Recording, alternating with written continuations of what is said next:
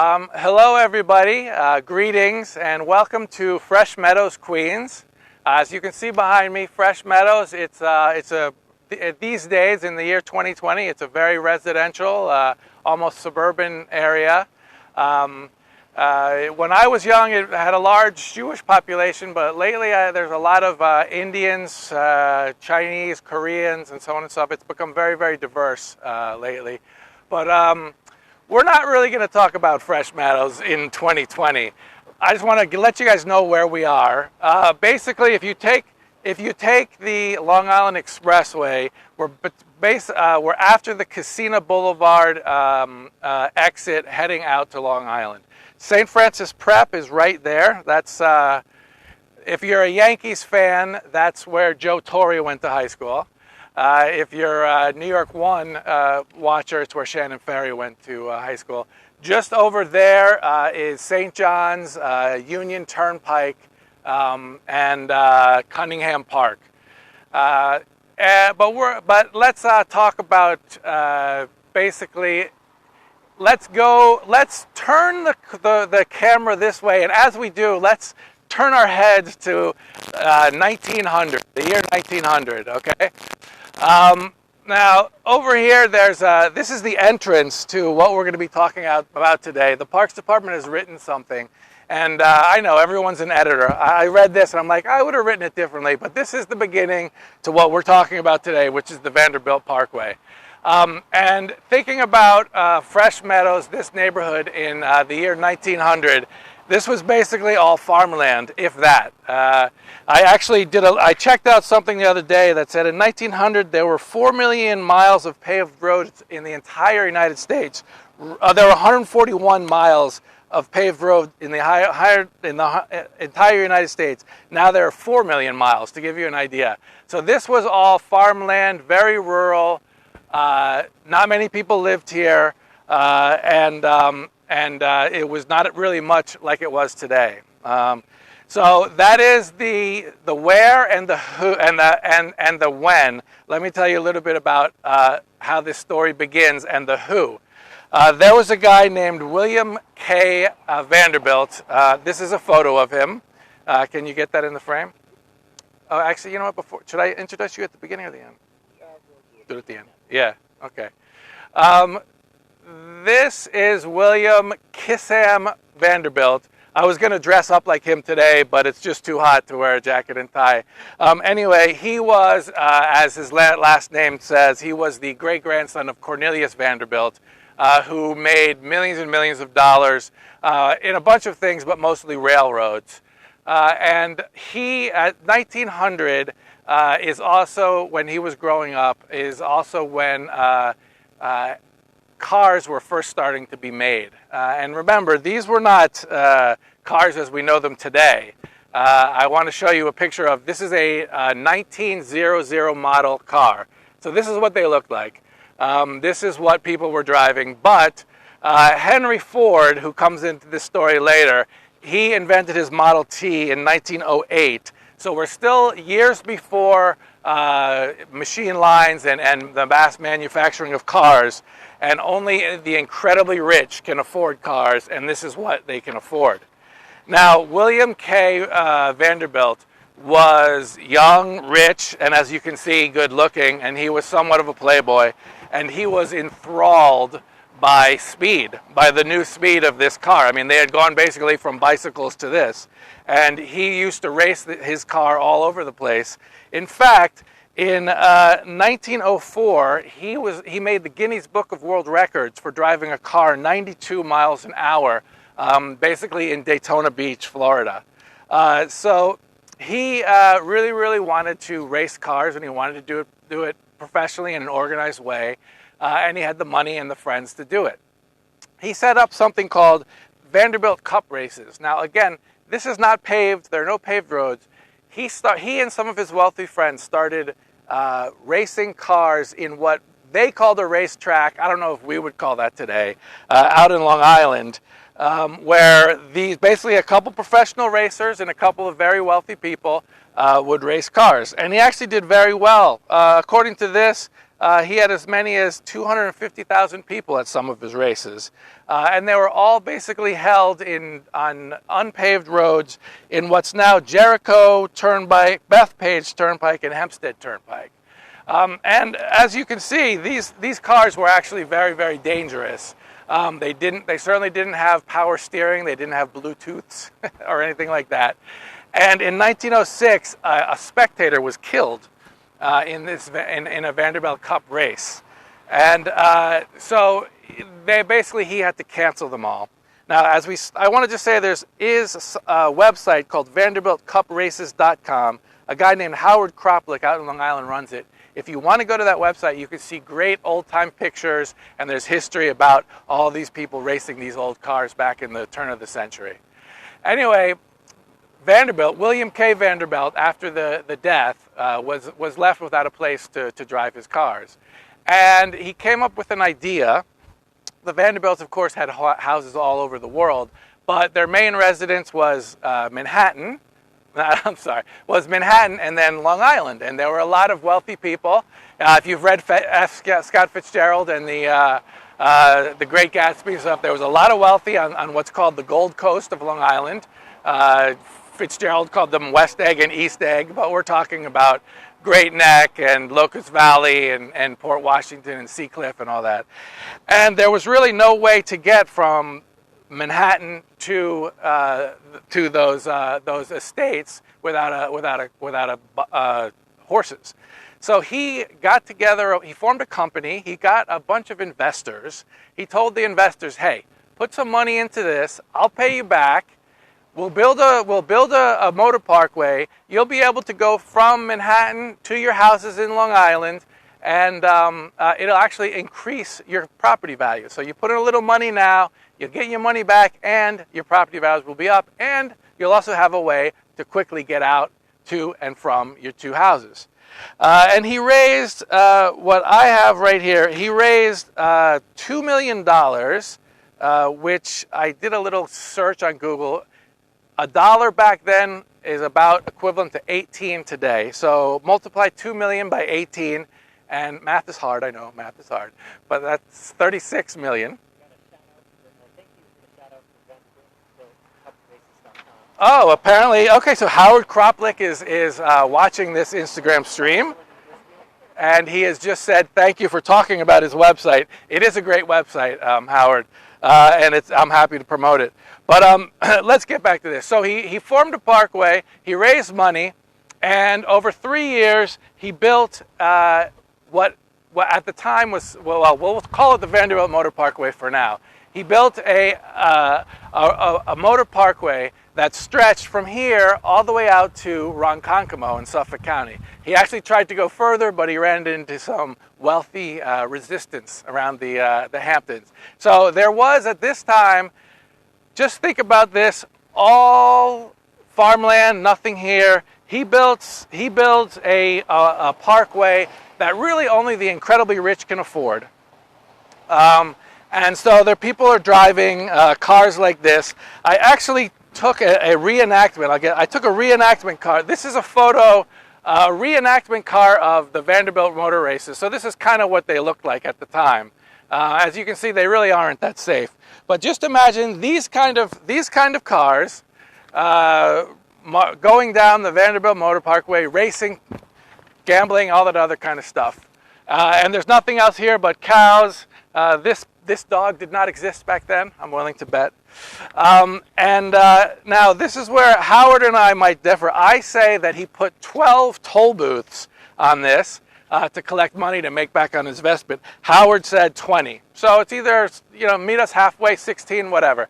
And apparently he charged $2 to ride on this, which would, of course, be the equivalent of about 36 today. All right. Let me also say that when this was built, this was the first reinforced concrete road that went from Queens to Long Island. All right. There are a lot of interesting things about this, and we're going to go take a walk. It's all tree-lined and shaded, and I have a good friend here named Jason. Jason, please come into the, oh, okay. Jason is my president. You know, there's a lot of talk about, Biden and Trump. Jason is my president. He is the board president of the Queens Historical Society. He has also written, how many books now on Queens? 7. He's written 7 books on the history of Queens. We're going to take a walk a little bit, and he's going to show you pictures. He has what this place looked like at the time. All right? Can we walk? Sure, let's walk. Well, thanks for joining us, everybody. So we're going to start walking the path now of the Motor Parkway. One of the interesting things that Rob mentioned during his opening was that this area was farmland for many years, and it continued to be farmland well after the Motor Parkway was defunct. Just to illustrate that point, here's a really cool photograph that we have from our archives of the farm that was in this vicinity right off of 73rd Avenue. And this is a picture of it. This is a picture of the Linder farm. And there's Mr. Linder right there by his well. And this was a common sight when he came down 73rd Avenue, which in those days was known as Black Stump Road. Before this area was known as Fresh Meadows, it was known as the area of Black Stump, because legend has it that the property markings were divided by these burnt out tree trunks. So it was known as Black Stump. And this is 73rd Avenue.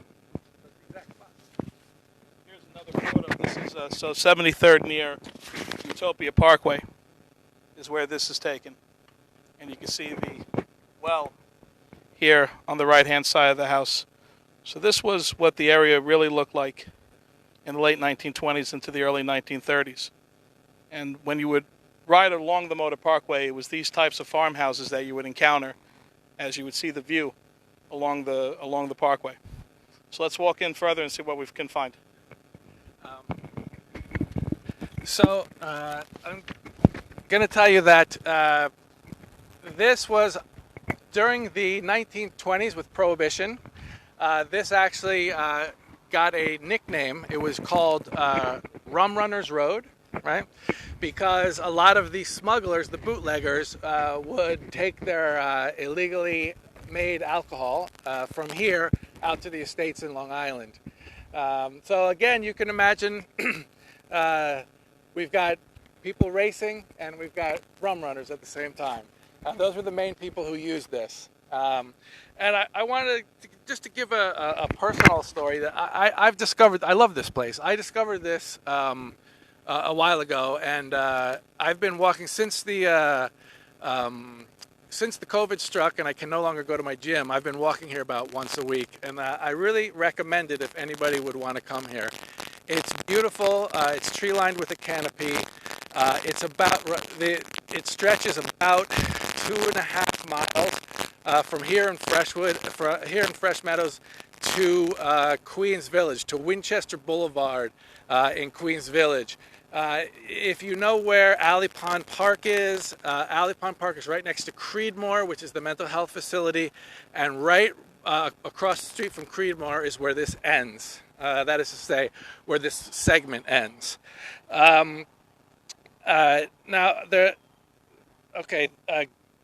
One more thing I want to talk about is, so this basically functioned, it opened, I have the data, it opened on October 10th, 1908, all right? It was originally 25 feet wide, and it stretched a total of 48 miles from here to Lake Ronkonkoma. Now, according to Howard Kroplik and his Vanderbilt Motor Cars website, they made it 3 feet wider during the time. Now, I wouldn't say that it did well or anything like that, but it was well used, and it kept on going until yes, Jeremy. Yes, it is. There's actually a sign over here that can show you that. To give you an idea, we're just about to head into Cunningham Park, and I'm going to talk about Cunningham Park a little bit as we walk. Yeah, that I don't know. I mean, no, this is, as you can see, the paving is, I don't know how many cars you could have fit. That I don't know. I wasn't able to get everything out of it, but maybe Howard knows, and he can help us. So anyway, as I was saying, this place was certainly a part of life, but it wasn't, huge. It looked like it was going to do well because in the 1920s, Henry Ford really started mass-producing cars, and the middle class started driving cars, and it seemed like cars were the future. But then something happened in 1933. Robert Moses. Now, never know how to describe Robert Moses. Anybody who knows New York history or read the book by Robert Caro, The Power Broker, knows that Robert Moses was an incredible, just a force of nature. He's described as an urban planner. He's described as a highway designer. He's described as the most powerful man in the United States when he lived. He's the guy who really, I wouldn't say single-handedly, but he had a lot to do with bringing the World's Fairs to Queens. Anyway, he built a lot of the highways that still exist today. And in 1933, he finished the Grand Central Parkway. The Grand Central Parkway is just up here. It swings down over here. And William K. Vanderbilt asked him if he would incorporate the Vanderbilt Motor Parkway into the Grand Central Parkway, and he said no. So all of a sudden, you had a beautiful, brand new parkway which didn't charge tolls, and that everyone was using. And this motor parkway basically fell into kind of disuse. And Vanderbilt actually cut the price of the tolls, but he couldn't get money back because no one was riding on them. And he owed the state about $80,000 in taxes, state taxes, which according to my calculations is about 1.4 million now. And he had to give it up. He had to give up this place and give it to the city, to the state. Sorry. So he gave it to the state, and it closed on Easter Sunday, 1938. So 1938 is when this ended. Now, because it went to the state, a lot of this land ended up becoming. Obviously, there was the suburban rush. A lot of what was the Vanderbilt Motor Parkway is now residential housing all through Long Island. There are a couple of places where segments remain, where little portions remain. I know if you were to go to Lakeville Road in Great Neck, you can see part of what's left. If you were to go to Clinton Road and Vanderbilt Court in Garden City, kind of interesting, Vanderbilt Court in Garden City, you can see another segment. If you went to Rosedale Avenue in Ronkonkoma, you could see the easternmost part. But there are all told, there are maybe 6 or 7 other segments that you can see all the way going out in Long Island. But this is pure almost 3 miles, and it's pure walkable. It's a great place to go. So that is basically the story of the Vanderbilt Motor Parkway. But now I'm going to tell you a little secret, a dirty little secret. Everyone calls it the Vanderbilt Motor Parkway, but it in fact was never called the Vanderbilt Motor Parkway. It was officially the Long Island Motor Parkway. So if you look for it, you will see, you'll find it as Long Island Motor Parkway. It's one of those things that after it ended, the name changed. People being what people are, it became the Vanderbilt Motor Parkway, which is what we call it today. Now, there's one thing we're about to get to. I earlier said that this was the first reinforced concrete roadway that went from Queens to Long Island, which is kind of cool. It was also historic in that it was the first highway to have bridges. And luckily for us, 2 bridges still remain. And we're about to get to the first one. They're both right close to each other. The first one, it actually says on the side of it, it says Long Island Motor Parkway, so you can find it. If you want to know where it is geographically, it is just about exactly at 73rd Avenue and 199th Street. That's 73rd Avenue and 199th Street. One of the two remaining bridges that were the first ever bridges in the entire United States that held a highway.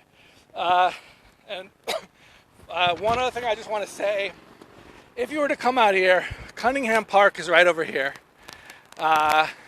Just to let you know, Cunningham Park is actually incredible in some ways, in that there is a path you can go on that you get it on Francis Lewis Boulevard and Union Turnpike, just a little bit south.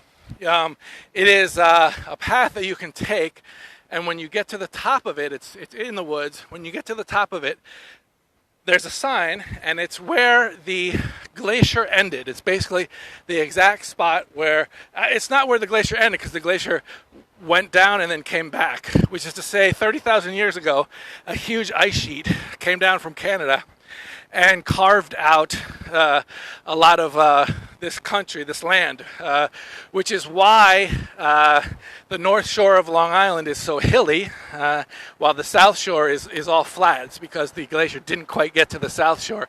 And that's actually part of Queens. If you ever wondered why, basically after Forest Park, if you go south, all of those, Ozone Park and all of those neighborhoods are completely flat, like the Rockaway is, but northern neighborhoods are hilly. It's because the glacier stopped, and there's actually a place just over here in Cunningham Park where you can stand out. There's a sign that explains it, and it said this is where the glacier stopped. And if you look one way, everything's hilly, and if you look the other way, it's completely, you see all the flat parts of Long Island, well, in Queens, but then it goes to Long Island. So here we are on the bridge, and Jason, we're going to hear some more from Jason. Excellent. Oh, I got it. All right. So, if you look over to the right, Jaron, if you want to swing over there, at 73rd Avenue, 199th Street, at that time, this was the area of the Casino Farms. Rob, did you explain what casino means? And so we should talk briefly about some of the Native American terms. So this area, as I said, was known as Black Stump before it was rebranded as Fresh Meadows. And the Casino Corridor, which is on the outskirts of where we are now, Casino is a Algonquin term for the cold place, or the place of the cool wind.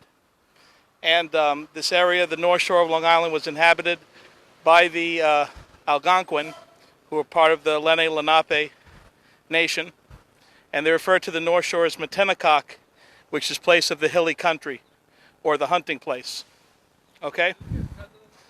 So, and this area naturally is part of Flushing, which is a corruption of the Dutch word Vlissingen. It's an English corruption of the Dutch word Vlissingen, which is place of salt meadow. So this overpass that we're on now, I believe, is from 1909. Yeah, about exactly. About 1909. And when you pass underneath the overpass, you see a really cool cornerstone imprint on the top of the overpass, just right below us, that says 1909, the year that the overpass was built. There's not too many overpasses still in existence. How many? This is like one of two that are in Queens County, I believe.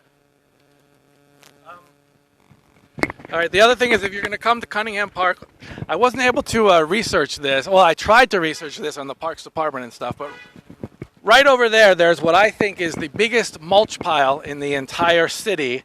I took a picture of it the last time I was there. That's what it looks like.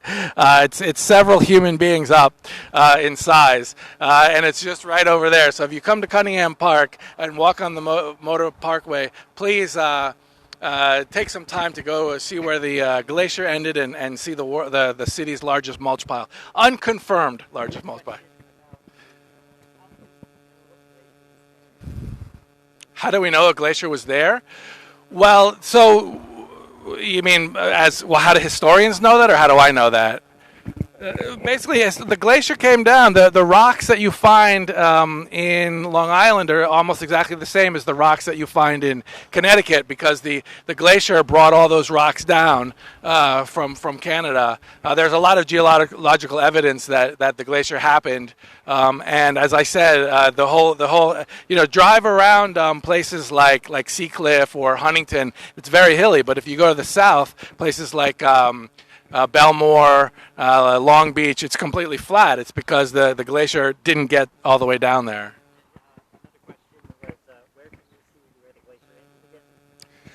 So in Cunningham Park, there is, which is right here, there is basically right near the Francis Lewis Boulevard. This is Francis Lewis Boulevard. If you were going down a little bit further, just past Union Turnpike, there's an entrance to a pathway, which a lot of bird watchers like. If you walk up that pathway and you go up to the top, there's an actual sign. There's a lookout where it ends, and there's an actual sign. I actually have a photo of the sign, which I could provide later if you would like. I think that's everything. I just want to say that, I walk here about once a week, and I really do. I really have fallen in love with this place. It's a great walk. It's what? Note the right-of-way posts. That was still. Oh yeah. Go ahead. You do it. No, go ahead. Go ahead. You say it. Okay. Just to show just one more thing, and we'll see this coming down the other side of the bridge. Thanks, Rob. You see these markers over here. These are right-of-way posts. So these marked, right here, the concrete-looking things. Yeah, so these are ancient relics of the right-of-way of the Motor Parkway. So this basically just followed the pathway of the parkway, and it was almost like the early 1900s version of a guardrail. Okay, that's really what it was. And these markers we just show the way along the pathway of the Motor Parkway.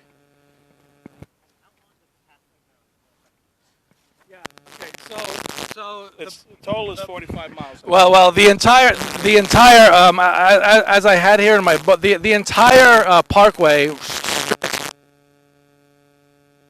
this path, walking from one end here in Fresh Meadows, all back. If you do the whole thing, hour 15 minutes. So I would say it's probably 2.5 miles, and it's like I said, it is tree lined the entire way, and a weekday it is. There are skateboarders, etc., etc. And the great thing about Queens, you'll see every single race you can imagine. Oh, okay.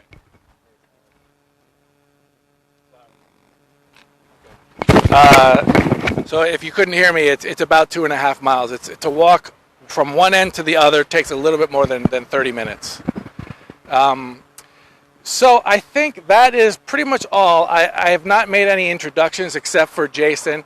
My name is Rob MacKay. I work for the Queens Economic Development Corporation. My last name is spelled like it's pronounced MacKay, but it's pronounced MacKay.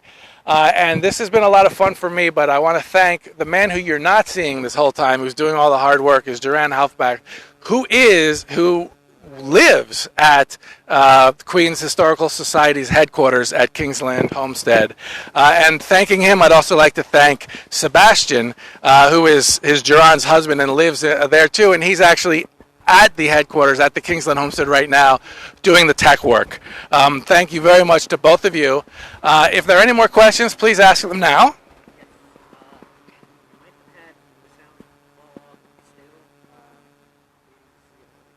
Oh, okay. We're just waiting to see if there are any questions coming through.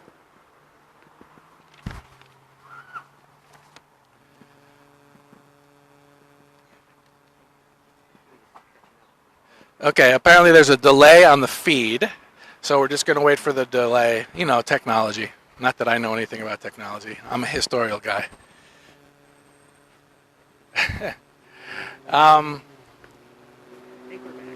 Okay. So far, no more questions. Okay. If there are any more questions, please ask them to the Facebook page or anything else. Again, I would say please come out here sometime. I promise you'll enjoy it.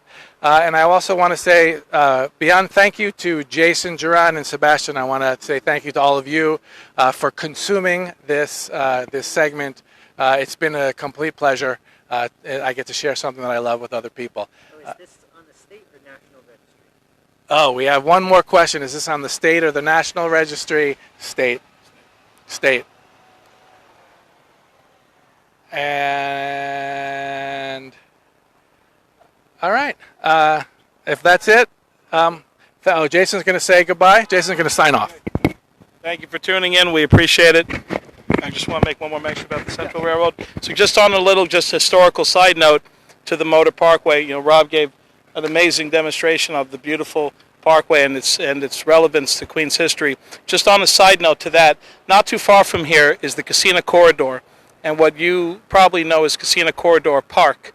This park was actually a old railway, a rail line, a pathway to a railway that was started by Alexander T. Stewart, who's the founder of Garden City. Stewart Manor. Correct. And that's why you have Stewart Avenue. So Stewart built a railroad to go from Flushing out to Garden City. And for about 6 years, this was a reality. From 1862 to about 1872 to about 1878, you could actually take a train from downtown Flushing to Garden City that would travel through Casino Park. The train station was located across the street from the library, which is at the confluence of Main and Casino Boulevard, of Main Street and Casino Boulevard, and the train would actually go east and go through what is today Casino Corridor Park and come right not too far from where we're standing. This was known as the Stewart Line, and here we have, which is also part of our great archive collection at Queens Historical, we have this awesome photo of some of the old track line coming through the corridor. This is taken in the early 1920s, and some of the tracks that you see on the side were also used by the Queens County Railway for its trolley line. All right, but this pathway, this trackage, belonged to the Stewart Line back in 1872, where you could actually take a train from Flushing to Garden City. Try doing that now. Try doing that now. One more thing just before we go is that Jason gave a walking historical tour of Little Neck about 3 weeks ago. He's got one coming up. What's the date of the next one? August 1st. August 1st, which is a Saturday. He'll be doing the other part of Little Neck and Douglaston. So if you want to tune in, you get to learn about the history of Little Neck and Douglaston on August, and that's at the same time, 1 o'clock, August 1st, Saturday.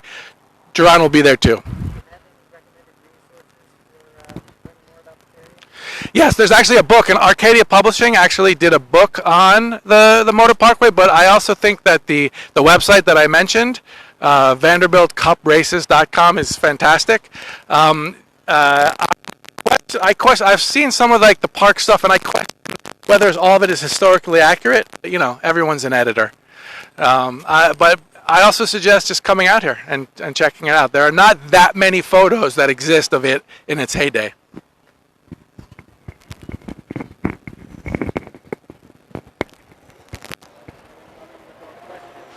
More questions? Oh, okay. Thank you.